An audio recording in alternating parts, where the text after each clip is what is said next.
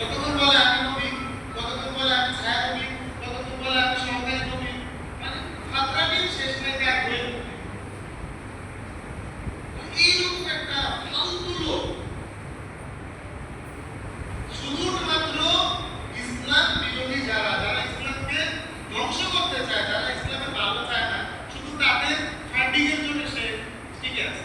আর তার কোনো বুঝি নেই, একটাই বুঝি কাজে, সেটা হচ্ছে যে বিরোধী যারা যারা ইসলামের ধ্বংস চায়, ইসলামের প্রতি চায়, মানে তাদের ফান্ডিং এর জন্য সে তো তাদেরকে শত শত হাজার হাজার কোটি টাকা দিয়ে তারা তাদেরকে পালতেছে।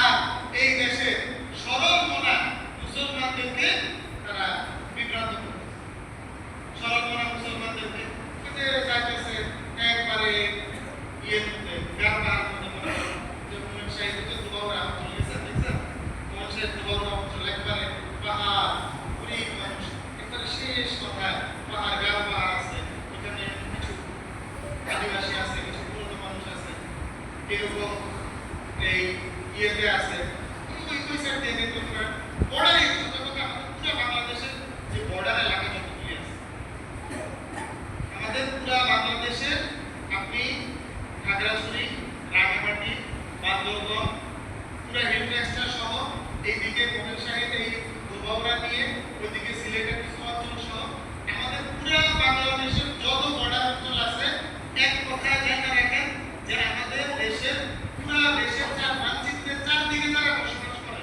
এরা সব দারিদ্র্য সীমার নিচে বাস করে। আমাদের মানচিত্রটাকে যারা ঘিরে রাখছে আমাদের বাংলাদেশে, পুরো চারদিকে যে লোকগুলি থাকে এরা সবাই দারিদ্র্য সীমার নিচে বাস করে।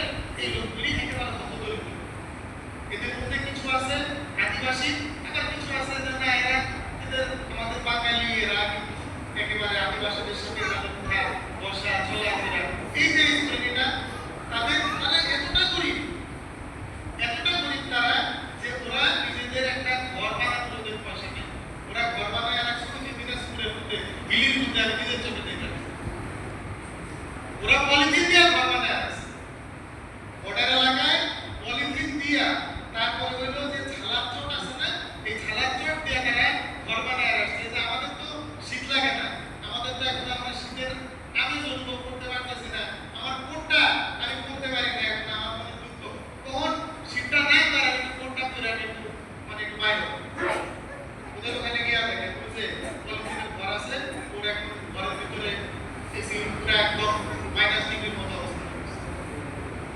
এই দরিদ্র মানুষগুলির কাছে গিয়া তাদের পেটে অনাহারে অসহায়ত্বের সুযোগ নিয়ে এরা এদেরকে ধীরে ধীরে ধীরে ধীরে ইমান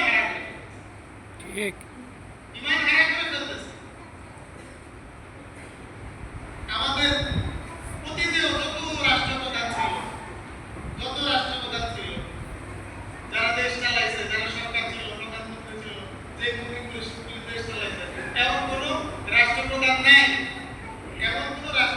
নাই, যাদের কাছে এই বাংলার জনতা রাজপথে মিছিল করে আর নিজেদের রক্ত না ধরে নিজেদের ইয়ে করে তাদের কাছে এই কাদিয়ানীদেরকে অমুসলিম ঘোষণার দাবি করে নাই, এমন নিশ্চিত নাই প্রত্যেকটা রাষ্ট্রপ্রধানের কাছে।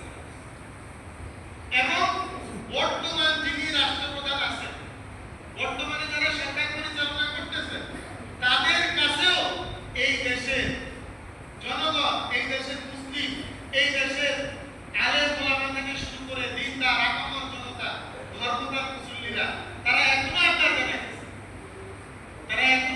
জানাইতেছে যে বহু মানুষের এই বহু আশাকে পূরণ করছে।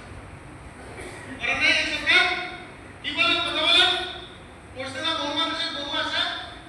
এই 5ই আগস্টের পর থেকে বাংলাদেশে যখন নতুন সরকার ক্ষমতায় আসছে, আসার পরে এই যে আজকে এই দল দাঁড়া যায় আমাদের এই দাবি, কালকে এই দল দাঁড়া যায় আমাদের এই দাবি, এইভাবে যে প্রত্যেকদিন এক একটা দল দাঁড়াইছে না, দাঁড়াইছে নাকি বলেন তো? দাঁড়াইছে তো, প্রত্যেকদিন একটা করে দল দাঁড়াইছে। এইরকম যে প্রতিদিন নতুন নতুন এক একটা করে দল দাঁড়ায় আর বলে আমাদের এই দাবি মানেন, আমাদের এই দাবি মানেন। বাংলাদেশ কি কখনো এই দৃশ্য দেখছে এর আগে? এই দৃশ্য তো আমরা কোনোদিনও দেখি নাই। এই দৃশ্য তো আমাদের কাছে নতুন, যে একটা সরকার চলে যাওয়ার পরে আরেকটা দল